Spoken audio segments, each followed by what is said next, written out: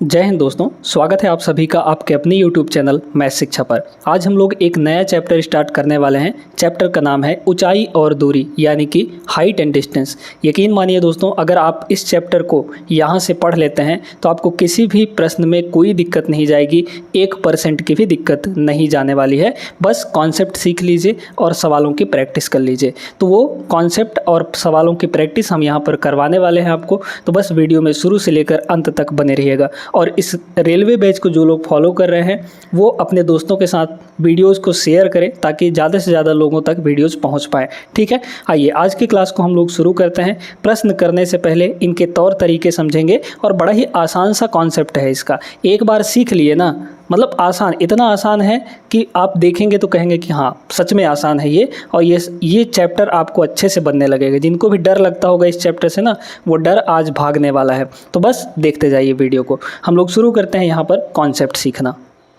आइए देखिएगा, अब आप सभी लोग जानते हैं कि जब भी हम हाइट एंड डिस्टेंस चैप्टर पढ़ते हैं तो वहाँ पर सिर्फ और सिर्फ हमको राइट एंगल ट्रायंगल देखने को मिलते हैं।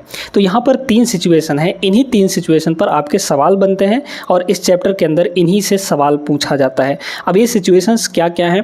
पहला है हमारे पास एक राइट एंगल ट्रायंगल, जहाँ पर बड़े ध्यान से समझते जाइए दोस्तों, बहुत आसान तरीका बता देंगे आपको। ठीक है, आप जानते हैं कि एक एंगल 90 डिग्री फिक्स होता है। हर एक राइट एंगल में एक ट्रायंगल 90 डिग्री होता है ना, एक एंगल 90 डिग्री होता है। अब यहाँ पर अगर ये आपका 30 डिग्री है, ठीक है, तो एक कॉम्बिनेशन बनेगा 30 डिग्री और 60 डिग्री का। अगर ये 30 डिग्री है तो ये आपका पक्का है कि 60 डिग्री का होगा। क्यों होगा?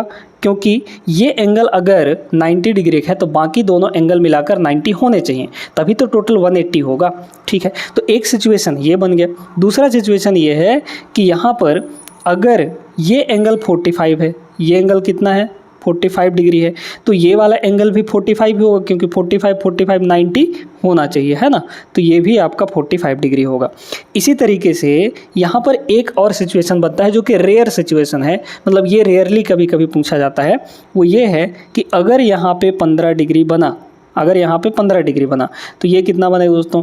इसको 90 बनाना है तो ये 75 होना चाहिए। होना चाहिए कि नहीं? बिल्कुल होना चाहिए। ठीक है, तो 15 और 75 का कॉम्बिनेशन बनता है। अब इन 3 कॉम्बिनेशन में हुआ क्या? ऐसा हुआ ये कि जब भी आपको 30 और 60 का कॉम्बिनेशन दिखे, 30 और 60 का कॉम्बिनेशन दिखे, तो आप सीधे सीधे 30 डिग्री के सामने वाले को 1 यूनिट लेना है, 30 डिग्री के सामने वाले को 1 यूनिट लेना है, मतलब 1 गुना लेना है। और 60 डिग्री के सामने वाला हमारा हो जाता है √3 गुना, √3 गुना। ठीक है, तो 30 के सामने 1 यूनिट, 60 के सामने वाला साइड √3 यूनिट और 90 के सामने वाला, अगर इनमें पाइथागोरस लगाया जाए तो ये हो जाता है आपका यहाँ पर 2 यूनिट। ठीक है, कितना हो जाता है? 2 गुना हो जाता है। जैसे मान लीजिए हम यहाँ पे कह रहे हैं कि इसकी हाइट 5 है, तो ये होगा आपका 5√3 यानी √3 गुना हो जाएगा, और ये होगा आपका 2 गुना यानी कि 10 हो जाएगा। ठीक है, क्लियर है? समझ में आ गया? अच्छा, अब आपको एक और कॉन्सेप्ट पता होगा ट्रायंगल के बारे में कि इक्वल एंगल के सामने की साइड्स इक्वल होती हैं। तो ये एंगल और ये एंगल इक्वल है, इसका मतलब इसके सामने का साइड जो भी होगा इसके सामने का साइड भी वही होगा। तो मतलब अगर 45 के सामने वाला 1 यूनिट ले लें रेशियो में, तो इस 45 के सामने भी 1 यूनिट होगा। मतलब ये जो हाइट है वो इस बेस के बराबर होगा। समझ पा रहे हैं? जैसे अगर ये 10 मीटर का हुआ तो ये भी 10 मीटर का होगा, और ये तभी पॉसिबल है जब आपका 45 डिग्री यहाँ पर बन रहा होगा। क्लियर हो गया? अब आते हैं इस पे 15 और 75, जो कि कभी कभी पूछा जाता है और पूछा ही जाता है, इसको ध्यान रखिएगा। ये ट्रिग्नोमेट्री में भी ये कॉन्सेप्ट आपको देखने को मिला था, वहाँ पर हम आपको पढ़ाए भी थे। जो लोग ट्रिग्नोमेट्री की क्लास नहीं किए हैं वो लोग कर सकते हैं, प्लेलिस्ट बनाई गई है, लिंक आपको डिस्क्रिप्शन में मिल जाएगा, जरूर चेकआउट करिएगा। ठीक है, आइए देखिए, तो यहाँ पर 15 के सामने वाला जो होता है दोस्तों, इसको हम लोग ले लेते हैं √3 - 1 गुना, है ना, √3 - 1 यूनिट। और जो 75 के सामने है, 75 के सामने जो है इसको हम लोग लेते हैं √3 + 1 यूनिट, है ना। ये कितना हो जाता है? ये आपका हो जाता है √3 + 1 यूनिट। अब अगर ये √3 - 1 यूनिट है, ये 75 के सामने वाला √3 + 1 यूनिट है, तो 90 के सामने वाला क्या होगा, यानी हाइपोटेनस क्या होगा? तो ये हो जाता है आपका 2√2। ठीक है, कितना हो जाता है? 2√2। तो बस इतना ही है कॉन्सेप्ट। अगर ये चीज़ अच्छे से लगाना सीख गए किसी भी सवाल में, तो आप बिना किसी दिक्कत के सारे सवाल ट्रिग्नोमेट्री के यहाँ पर ऊंचाई और दूरी के जितने भी सवाल हैं वो सारे सवाल आप लोग लगा लेंगे। समझ में आया होगा?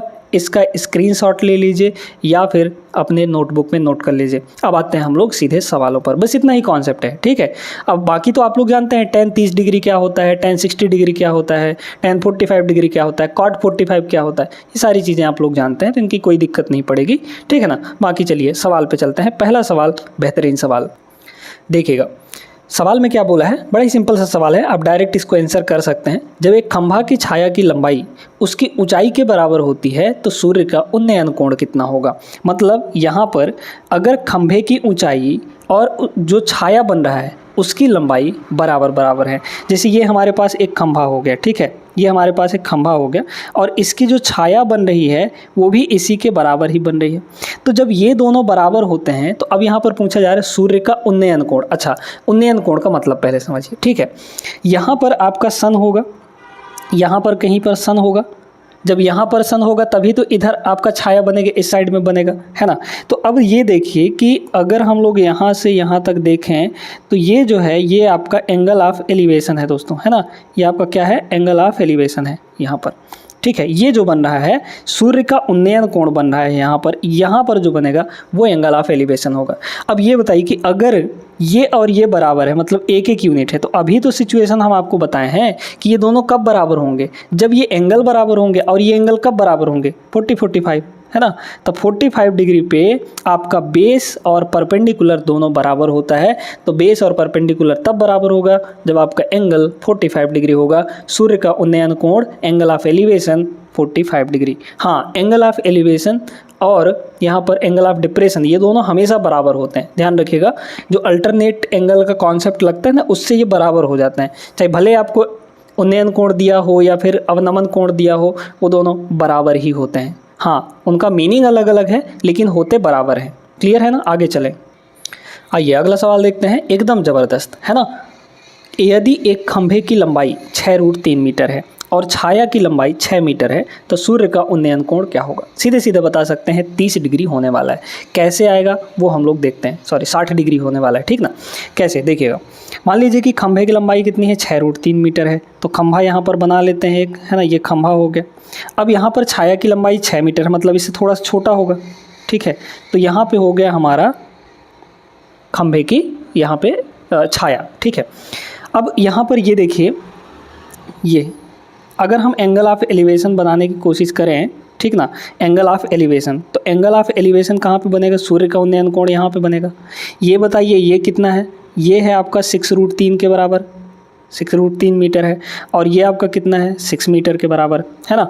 तो अब यहाँ पे tan थीटा भी लगा सकते हैं, cot थीटा भी लगा सकते हैं, आपकी मर्जी है, ठीक है। tan थीटा भी लगा सकते हैं, cot थीटा भी लगा सकते हैं। तो लगाइए tan थीटा लगाइए, tan थीटा लगाना ज़्यादा आसान है। तो tan यहाँ पर, ठीक है, tan थीटा, है ना, tan थीटा कितना हो जाएगा बताइए। तो tan थीटा क्या होता है, परपेंडिकुलर बाई बेस। तो थीटा के सामने वाला क्या है, परपेंडिकुलर, यानी 6√3, है ना, 6√3। इतना झंझट नहीं करना पड़ेगा, एक और तरीका बताएंगे हम आपको। डिवाइड में क्या होगा, बेस यानी कि 6। तो 6 से 6 कट गया, आपका आ गया √3। और tan किस डिग्री पे आपका वैल्यू √3 देता है। तो आप कहेंगे कि tan 60 की वैल्यू √3 होती है, यानी थीटा के जगह पर कितना होना चाहिए, 60 डिग्री। तो यहाँ पे एंगल ऑफ एलिवेशन कितना होगा, 60 डिग्री हो जाएगा। अब इसको ऐसे नहीं करना है, थोड़ा सोचिए, जो चीज़ें हम आपको बताए थे शुरू में उससे आप थोड़ा सोचिए। ये है दोस्तों 6, ये है 6√3, मतलब इसका जस्ट √3 गुना है। तो अगर इसका और इसका रेशियो लिया जाए, मतलब 6√3 और यहाँ पर 6 का रेशियो लिया जाए, तो ये रेशियो बनेगा 1, 6 कम 6, और ये बनेगा √3। तो मतलब ये 1 यूनिट है, ये √3 यूनिट है। तो हम आपको बताए थे कि 1 यूनिट 30 डिग्री के सामने वाला होता है और √3 यूनिट 60 डिग्री के सामने वाला होता है। तो ये अगर √3 है तो इसका मतलब ये 60 डिग्री होगा, ये वाला कितना हो जाएगा आपका 60 डिग्री होगा। और ये 1 यूनिट है तो इसका मतलब यहाँ पर आपका क्या होगा, 30 डिग्री बनेगा। समझ में आया ना। तो ऐसे डायरेक्ट आप कर सकते हैं बिल्कुल बिना किसी दिक्कत के। तो सीधे सीधे 60 डिग्री आ गया, ऑप्शन नंबर 20 का करेक्ट आंसर हो जाएगा, है ना। आगे चलते हैं अगले सवाल पर। आइए देखिए अगला सवाल। अब इसमें भी है बढ़िया, ये भी है ना। इसमें क्या बोला, एक पेड़ की लंबाई और उसकी छाया का जो अनुपात है वो 1:1/√3 दिया है। सूर्य का उन्नयन कोण क्या होगा। पेड़ की लंबाई और उसकी छाया यानी शैडो, ठीक है। तो पेड़ का लेंथ हम लोग यहाँ पर लेते हैं, पेड़ का लेंथ यानी पी मान लेते हैं यहाँ पे, है ना। पेड़ का लेंथ पी लिख लेते हैं और उसका शैडो यानी कि छाया, ठीक है, यानी यस लिख लेते हैं।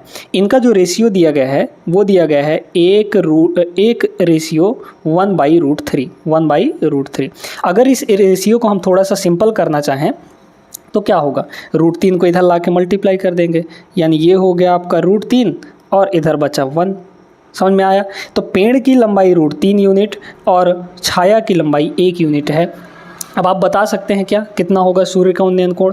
बिल्कुल वही वाला तरीका आपको यहाँ पर लगा देना है दोस्तों। देखेगा यहाँ पे क्या हो जाएगा, यहाँ पे पेड़ की लंबाई कितनी है, √3 यूनिट, मतलब ये हो गया √3 यूनिट, ठीक है। और ये हमारा हो गया उसके छाया की लंबाई। तो यहाँ से बस ऐसे ऐसे ऐसे जोड़ दीजिए, ठीक ना, ऐसे जोड़ दिए बस। तो यहाँ पर कितना होगा, अगर ये कह रहा है यहाँ पे एंगल कितना है, थीटा है ना, एंगल कितना है, थीटा है, सूर्य का उन्नयन कोण। समझ में आया। तो अब बताइए यहाँ पे पेड़ की जो लंबाई है वो कितनी है, √3 यूनिट है, तो यहाँ पे है √3 यूनिट, और यहाँ पे छाया जो बन रही है वो 1 यूनिट बन रही है। तो अब तो आपको साफ साफ दिख रहा है ना। 1 यूनिट किसके सामने वाला होता है, 30 डिग्री के सामने वाला, 30 डिग्री के सामने वाला, सेम वही सिचुएशन बन गया। और √3 यूनिट किसके बराबर होता है, 60 डिग्री के सामने वाला, यानी थीटा की वैल्यू यहाँ पर कितनी होने वाली है, 60 डिग्री। तो सूर्य का उन्नयन कोण 60 डिग्री होगा, बाकी कुछ नहीं होगा। बस इसको थोड़ा सिंप्लीफाई करना था, ऐसे नहीं बन पाएगा ये, है ना। तो option number C is the right answer यहाँ पर। आगे बढ़िए अगले सवाल पर। अब ये जो सवाल है दोस्तों सेम सवाल है, हमने करवा रखा है इसको, है ना। तो अब आप लोग इसका आंसर जो है वो कमेंट करेंगे कि कितना होगा। कुछ लोग तो अगर समझ गए होंगे अच्छे से तो डायरेक्ट इसका आंसर बता सकते हैं, ठीक है, बिना पेन उठाए इसका आंसर बता सकते हैं। और कमेंट जरूर करिएगा इस सवाल का आंसर क्वेश्चन नंबर 4 डाल के, और जो भी आंसर होगा ABCD वो आप लोग लिख दीजिएगा, ठीक है। उम्मीद करते हैं कि आप लोग ज़रूर सॉल्व करेंगे। हम लोग आगे बढ़ते हैं अपने अगले सवाल पर। आइए दोस्तों अब इस सवाल को देखते हैं। ये सवाल है बेहतरीन। अब इसमें अलग कॉन्सेप्ट लगने वाला है, मतलब कॉन्सेप्ट वही लगेंगे, बस यहाँ पे चित्र अलग बनेगा। बिंदु P पर खड़ा एक व्यक्ति बिंदु S द्वारा चिन्हित एक मीनार के शीर्ष को देख रहा है। बिंदु Q तक टावर के पाद की ओर 40√3 मीटर की दूरी तय करता है। Q से S का जो उन्नयन कोण बन रहा है वो कितना बन रहा है, यहाँ पर 60 डिग्री है। यदि मीनार की ऊंचाई 60 मीटर है तो S का P से उन्नयन कोण क्या होगा। बढ़िया सवाल है। पहले ग्राउंड बनाइए जहाँ पर मीनार खड़ा हो सकता है, ठीक है। तो ग्राउंड बना लेते हैं हम लोग यहाँ पर, है ना, कुछ इस टाइप से ये हमारा ग्राउंड हो गया, ठीक ना। अब इस ग्राउंड में पॉइंट P पर एक व्यक्ति खड़ा है, तो यहाँ पर पॉइंट P मान लीजिए, यहाँ पर एक व्यक्ति खड़ा है, ये पॉइंट P है। अब वो क्या कर रहा है कि मीनार के शीर्ष को, जो कि पॉइंट S है, उसको देख रहा है ना। तो मीनार फिर से बना लेते हैं, मीनार यहाँ पर बना लेते हैं, तो ये हो जाएगा हमारा मीनार, है ना। और इस मीनार के शीर्ष को देख रहा है, मीनार के शीर्ष को देख रहा है। तो यहाँ से जब देखेगा तो एक कोण बनाएगा, तो कोण यहाँ पर बना लेते हैं, ठीक है, कुछ इस टाइप से, है ना। ये कोण बन गया हमारा। अब कह रहा है कि वह बिंदु Q तक टावर के पाद की ओर, मतलब टावर के पैर की ओर, निचले हिस्से की ओर 40√3 मीटर की दूरी तय करता है और Q से S का उन्नयन कोण बनाता है। मतलब पॉइंट P से वो इधर की तरफ आता है, कहाँ तक, पॉइंट Q तक, मतलब यहाँ तक आता है, पॉइंट Q तक यहाँ तक आता है। तब उसका S पॉइंट से, ये S पॉइंट है आपका, S पॉइंट से जो उन्नयन कोण बन रहा है, मतलब ये वो हमको निकालना है। और ये चल कितना रहा है यहाँ से यहाँ तक, ये 40√3 मीटर इधर आता है। तो मतलब ये जो डिस्टेंस है वो आपका 40√3 मीटर के बराबर है। क्लियर है।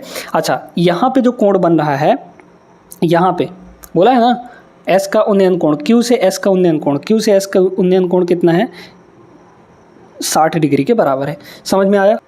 अच्छा, अब आइए सॉल्व करते हैं। यहाँ पर एक चीज़ और दिया है कि मीनार की ऊंचाई 60 मीटर दे रखी है ना, तो ये आपका कितना हो जाएगा, 60 हो जाएगा। अब एक चीज़ बताइए दोस्तों कि यहाँ पर ये अगर 60 है, अगर छोटे वाले ट्रायंगल इस वाले में देखें, इसको हम A मान लेते हैं, इस वाले में देखें अगर, तो ये अगर 60 है तो ये एंगल कितना होगा, ये एंगल आपका 30 डिग्री हो जाएगा कि नहीं, है ना। पूरा एंगल नहीं, मतलब ये सिर्फ इतना 30 डिग्री होगा। अब आपको पता है कि अगर 30 डिग्री के सामने 1 यूनिट होगा तो 60 डिग्री के सामने √3 यूनिट होगा। तो 60 डिग्री के सामने √3 यूनिट, 60 डिग्री के सामने कितना होगा, √3 यूनिट। और इसी √3 यूनिट की जगह पर क्या दे रखा है, 60 मीटर दे रहा है, एक्चुअल वैल्यू है ना, 60 मीटर दे रखा है। तो ये बताइए यहाँ पर कि इसकी वैल्यू कितनी हो जाएगी, 1 यूनिट है चूँकि है, तो 1 यूनिट की वैल्यू निकाल लीजिए यहाँ से, तो कितना आ जाएगा, ये आ जाएगा 60 डिवाइड बाई √3, इतना मीटर आ गया, है ना। तो इसकी जो A से Q तक लंबाई है वो कितनी आ गई, 60 डिवाइड बाई √3 मीटर आ गया। अब आपको क्या चाहिए, ये वाला एंगल चाहिए दोस्तों, ये वाला क्या चाहिए, एंगल चाहिए, ठीक है। तो आप सीधे सीधे क्या करिए ना, इसको थीटा मान लीजिए, इसको क्या करिए, थीटा मान लीजिए। अब बड़े वाले में देखिए, बड़े वाले ट्रायंगल में देखिए, तो टैन थीटा निकाल लीजिए। तो बड़े वाले में टैन थीटा कितना हो जाएगा, लंब यानी कि AS कितना है, 60 मीटर है, दे ही रखा है, डिवाइड बाई, अब ये टोटल लंबाई होगा। तो टोटल लंबाई क्या होगा, Q से P तक तो आपको 40√3 दिया है, और A से Q तक आपको 1 यूनिट दिया गया है, और 1 यूनिट की वैल्यू कितनी है, 60 डिवाइड बाई √3। तो इन दोनों को हम जोड़ेंगे तो हमको पूरा टोटल डिस्टेंस मिल जाएगा। तो A से Q तक कितना है, 60 बाई √3, तो यहाँ पर हो गया 60 बाई √3, ठीक है। और प्लस यहाँ से यहाँ तक कितना है, ये है 40√3, है ना, कितना है, 40√3 के बराबर। अब इसको सॉल्व तो करना है और तो कुछ करना नहीं है, है ना। तो कर दीजिए, ऊपर और नीचे दोनों में हम √3 से मल्टीप्लाई कर देते हैं तो हमारा काम आसान हो जाएगा। यहाँ मल्टीप्लाई करेंगे √3 से तो ये बनेगा आपका 60√3, है ना। ऊपर में मल्टीप्लाई किए तो 60√3, नीचे मल्टीप्लाई, यहाँ √3 से मल्टीप्लाई करेंगे तो √3 ख़त्म, 60 बच गया। अब प्लस यहाँ √3 से मल्टीप्लाई करेंगे तो √3 पहले से है, तो √3 इंटू √3 कितना हो गया, 3 हो गया, और 3 का 40 से मल्टीप्लाई 120 हो जाएगा, ठीक है। ये कितना हो गया, 120 हो गया। अब देखिएगा बड़ा मज़ेदार तरीका, ऊपर है आपका 60 और 60 120 कितना हो जाएगा, 180। तो 60 बटे 180 कितना होगा, ऊपर सिर्फ बचेगा √3 और नीचे हो जाएगा 60 बटे 80, तो नीचे 180 कट जाएगा 3 बार में, है ना। तो √3 बटे √3 आ गया। अब इसको हम लोग क्या लिख सकते हैं, इस √3 को लिख सकते हैं 3 को लिख सकते हैं √3 इंटू √3। तो एक √3 से एक √3 का ख़त्म, मतलब 1/√3 आ गया, 1/√3 आ गया। तो टैन थीटा की वैल्यू जो है वो 1/√3 आ गया। अब √3 किस पर होता है, 30 डिग्री पर होता है, आप सभी जानते हैं। टैन 1/√3 कब देता है, जब थीटा की वैल्यू 30 डिग्री हो, है ना। तो यहाँ पर थीटा के जगह पर क्या होना चाहिए, 30 डिग्री होना चाहिए। सभी को समझ में आ गया, ऑप्शन बी करेक्ट होगा। आगे बढ़ते हैं अगले सवाल पे। अगला सवाल ज़बरदस्त सवाल 2022 का सवाल। 4 मीटर ऊंचे प्लेटफॉर्म के शीर्ष से 50√3 मीटर दूरी तक एक टावर के शीर्ष का जो उन्नयन कोण मापा गया, यदि टावर 54 मीटर ऊंचा है तो प्लेटफॉर्म के शीर्ष से टावर का उन्नयन कोण क्या था। ठीक है, एक प्लेटफॉर्म बना हुआ है, प्लेटफॉर्म मतलब चबूतरा टाइप का। तो वो चबूतरा पहले हम लोग बना लेते हैं, उसकी ऊंचाई कितनी है, 4 मीटर की है। तो चबूतरा हम लोग यहाँ पे बनाते हैं कुछ इस टाइप से। ये हमारा हो गया, यहाँ पर इसको सीधे लाइन से बना दीजिए, ये आपका चबूतरा हो गया, ठीक ना। यहाँ पर ये, यहाँ से यहाँ, ठीक ना। ये इसकी ऊंचाई कितनी है, यहाँ पर इसकी ऊंचाई है दोस्तों 4 मीटर का। इसकी ऊंचाई कितनी है, यहाँ पर 4 मीटर की है। तो ये आपका 4 मीटर का दिया गया है, यहाँ पर ये 4 मीटर का है। साथ में बोला गया इसके शीर्ष से, मतलब यहाँ से 50√3 मीटर दूर, यहाँ से यहाँ तक एक टावर खड़ा हुआ है। तो टावर के शीर्ष का उन्नयन कोण मापा गया। तो यहाँ पे हम लोग टावर बना लेते हैं, यहाँ पे क्या बना देते हैं, या फिर कहीं पे भी इधर बना लीजिए, है ना, इस साइड बना लीजिए। तो इस साइड अगर हम लोग एक टावर बना दें ऐसे, तो इस पॉइंट से जो इसका उन्नयन कोण मापा जा रहा है वो आपको निकालना है। ठीक है, टावर का उन्नयन कोण मतलब कुछ ऐसे, ये वाला हमको बताना है, ठीक ना, ये वाला एंगल बताना है। साथ में ये भी बोला गया है कि इस पॉइंट से 50√3 मीटर दूर, तो 50√3 मीटर दूर, यहाँ से यहाँ तक की दूरी कितनी है, ये है आपकी 50√3 मीटर दूर, है ना। 50√3 यहाँ से यहाँ, तो जितना ये इधर से इधर होगा उतना इधर से इधर होगा। समझ में आया ना। अच्छा, अब क्या बोला कि आपको ये एंगल बताना है। ठीक है, ये एंगल बताना है। साथ में ये भी बोला है यदि टावर यहाँ पर कितना दिया गया है, 54 मीटर ऊंचा दिया गया है। तो 54 मीटर मतलब ये टोटल आपको दिया गया है 54 मीटर ऊंचा। ठीक है, तो टोटल आपको 54 मीटर ऊंचा यहाँ पर देखने को क्या मिलेगा, यहाँ पर टावर की ऊंचाई टोटल, है ना। तो ये टोटल आपका 54 मीटर ऊंचा है। ठीक है, अब ये बताइए कि अगर यहाँ से यहाँ तक ये 4 मीटर है तो और टोटल 54 मीटर है, तो इसका मतलब ये कितना होगा, ये आपका 50 मीटर हो जाएगा। ठीक है, सिर्फ इतने की लंबाई, यहाँ से यहाँ तक की लंबाई आपकी 50 मीटर हो जाएगी। क्या पूछा है? थीटा पूछा है ना, तो बस आपका हो गया। ये बताइए दोस्तों कि ये 50 है, ये 50√3 है, मतलब ये जितना है उसका √3 गुना यहाँ पर है। मतलब अगर ये एक यूनिट है तो ये आपका √3 यूनिट है, मतलब √3 गुना है। अगर ये 1 गुना है तो ये √3 गुना है। तो ये बताइए कि थीटा के सामने क्या होता है? 1 यूनिट, मतलब 30 डिग्री के सामने 1 यूनिट होता है, तो 60 डिग्री के सामने √3 यूनिट नहीं होता है। तो मतलब यहाँ पर ये जो एंगल होगा वो आपका 60 डिग्री होगा और ये जो एंगल है वो आपका 30 डिग्री होगा। इसमें कुछ करने की ज़रूरत नहीं थी, ऑप्शन बी इसका करेक्ट आंसर हो जाएगा। मतलब यहाँ पे जो एंगल बनेगा वो कितना होगा? 30 डिग्री होगा। क्यों? कैसे हमने पता किया? कि भाई हमको पता है कि अगर 30 डिग्री के सामने का 1 यूनिट है तो पक्का है कि 60 डिग्री के सामने √3 यूनिट होगा, यानी √3 गुना होगा। तो ये 50 है, ये 50√3 है, यानी जस्ट इसका √3 गुना है। तो 1 यूनिट के सामने यहाँ पर 30 डिग्री और √3 यूनिट के सामने यहाँ पे 60 डिग्री। बस सिंपल सा कहानी है और कुछ नहीं। ऐसे अगर सवालों को लगाते हैं तो पक्का है कि आप सिलेक्ट हो जाएंगे। आगे बढ़ें अगले सवाल पर। आइए तो देखिए अगला सवाल। यहाँ पे बोला गया है 1.5 मीटर यानी 1.5 मीटर लंबा एक पर्यवेक्षक जो देख रहा है 26 मीटर ऊंचे टावर से 24.5 मीटर दूर स्थित है। प्रेक्षक की आंख से मीनार के शीर्ष का उन्नयन कोण क्या होगा ये बताना है। ठीक है, पहले तो ये समझिए कि भाई 1.5 मीटर, पहले हम लोग यहाँ पे ज़मीन बना लेते हैं, है ना। तो हमारा सबसे पहला धर्म बनता है कि हम यहाँ पे ज़मीन बनाएं जहाँ पे दोनों खड़े हों, पर्यवेक्षक भी खड़ा हो। ये हो गया पर्यवेक्षक 1.5 मीटर लंबा, है ना, बहुत ज़्यादा बड़ा तो होगा नहीं। और एक 26 मीटर ऊंचा टावर है। 26 मीटर ऊंचा टावर मतलब यहाँ से यहाँ तक ये 26 मीटर है। और कितना दूर पर स्थित है? 24.5 मीटर दूर पर स्थित है। मतलब ये जो दूरी है टावर और पर्यवेक्षक के बीच में, ये 24.5 मीटर की है। कितने की है? 24.5 मीटर। समझ में आया सभी को? अब बोला गया कि यहाँ से ये उन्नयन कोण बताना है, प्रेक्षक की आंख से मीनार के शीर्ष का उन्नयन कोण। अच्छा, टोटल कितना है यहाँ पर? तो टोटल आपका 26 मीटर है। ये आपका कितना है? टोटल 26 मीटर का है ना। तो बस यहाँ से इसको ऐसे मिला दीजिए, ये आपका मिल गया, है ना, ये आपका मिल गया। और यहाँ से इसको भी मिला दीजिए ताकि हमको डिस्टेंस पता चल सके, है ना। ये 1.5 मीटर है, ये आपका कितना है? 1.5 मीटर पर्यवेक्षक है। तो इधर भी ये लंबाई भी 1.5 मीटर ही होगी। भले इधर पर्यवेक्षक नहीं खड़ा है लेकिन लंबाई तो उतनी ही ना होगी, ऊंचाई जिसकी बात कर रहे हैं। अब ये एंगल हमको निकालना है, इसके आँख से शीर्ष का उन्नयन कोण। ठीक है, तो ये थीटा हमको चाहिए दोस्तों। कैसे निकालेंगे?